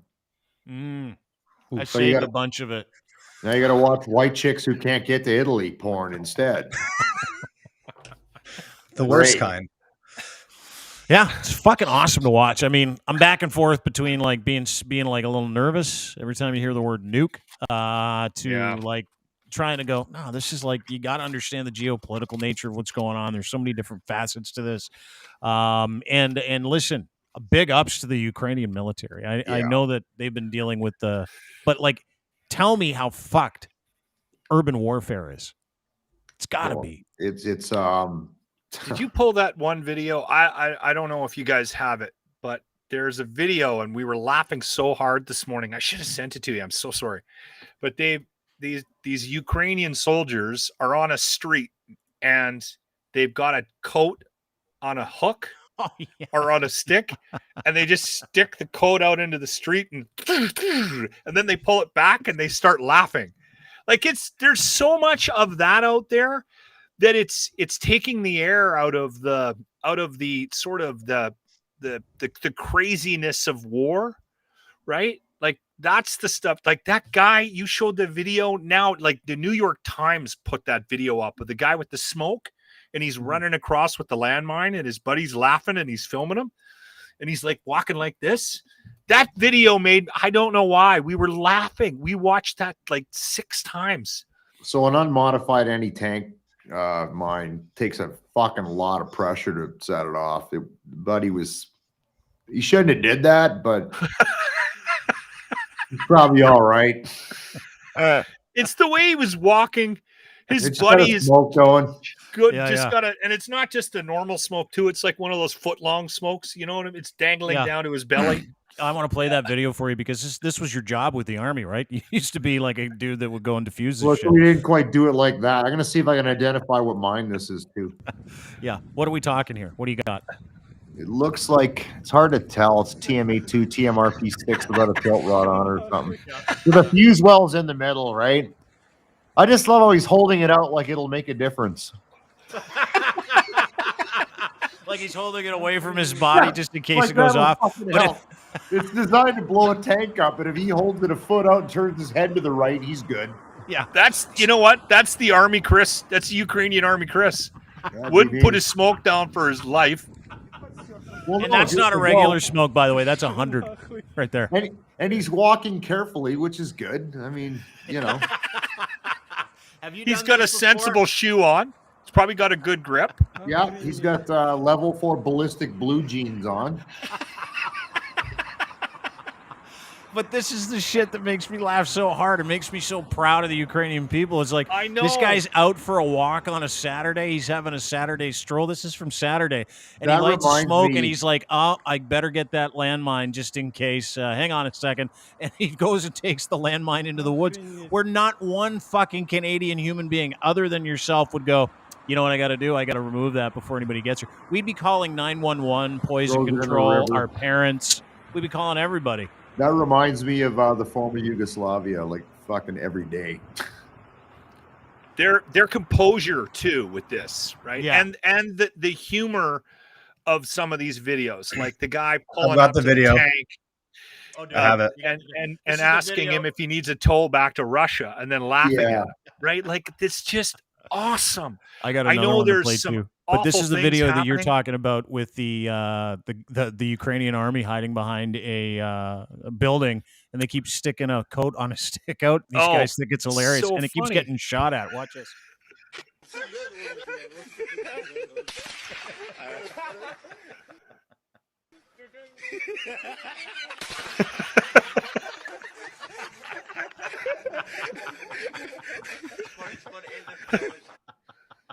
Dark humor. It's amazing though. Like, is. there's so many moments like this out of this, and this is such a different kind of war now, right? Like, we're getting it in real time. Mm-hmm. Right? Yeah. One of the funniest videos I've seen was this girl who made a TikTok video after she happened upon an empty Russian tank and just started driving around. This is fucking hilarious. Если вдруг Watch вам this. попадется свободный или брошенный БТР, то сохраняй лайфхак, как его завести. Включаем массу, оба генератора. Теперь втыкаем обогатитель. Опа. Следующий у нас стартер. Все, завелся. Предохранители. 1, 2, 3, 4. А теперь фары и обдув стекла. Прижимаем сцепление. О! И включаем первую скорость.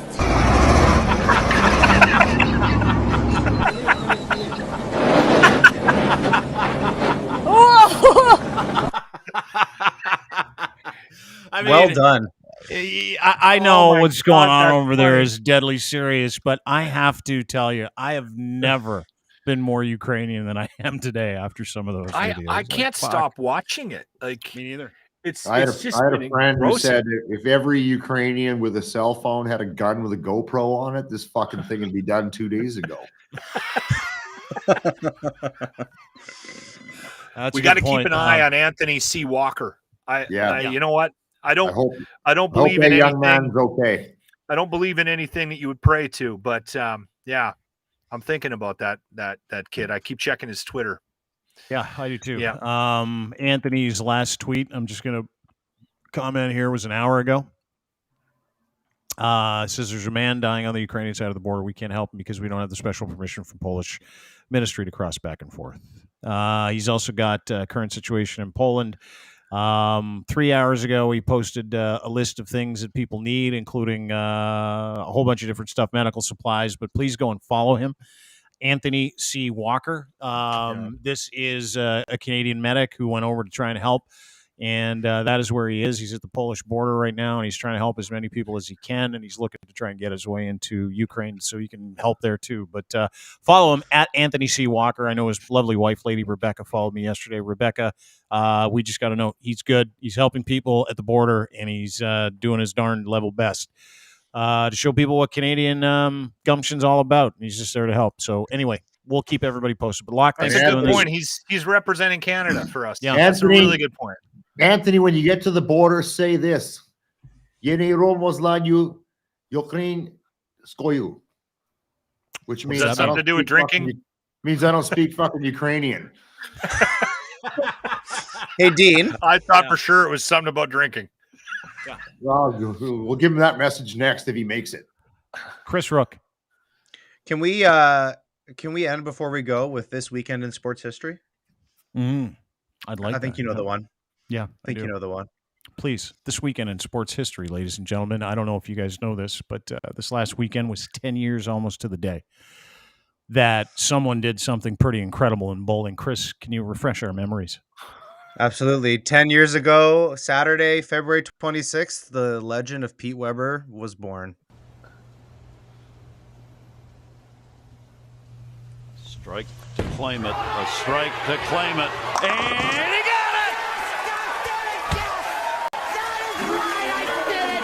That's number 5. Are you kidding me? That's right. Who do you think you are? I am. Get it right. Maybe one of the all-time great celebrations in bowling, Pete Weber, when he was like, "Who do you think I am? Who do you think you are? I am." Still say it all the time. Who do you think you are? I am. I could have been a professional bowler. I look up to him. Could have went pro. Anyway, thanks, boys. That is Lachlan Cross, 95.7 Cruise FM in Edmonton's where you can find him at Lachlan Cross on Twitter. Also at the Army Kris on Twitter. Chris, really appreciate your expertise and you taking time and being as sensitive as you were about everything with the exception of white chicks during this program. Appreciate Thank you very that. much I'll be on a that. 7-second delay the next time we talk. Bit of a stumble, but it's okay. All in all the other stuff outing. was magical. But listen, I really appreciate your expertise and your service. And folks, if you have a chance, go and download his podcast. It's called Fire for Effect.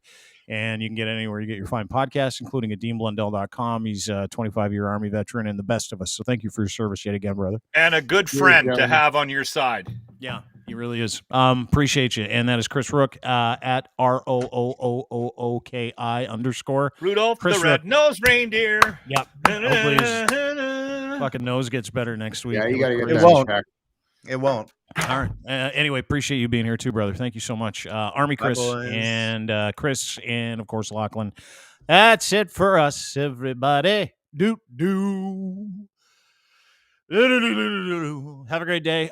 Really appreciate you joining us. Thank you so much. And don't forget to sign up for our newsletter at DeanBlundell.com. Don't forget about our sponsors as well, including Easy Auto Financial. EasyAutoFinancial.ca is where you go to get financing for a vehicle. Super easy to do it.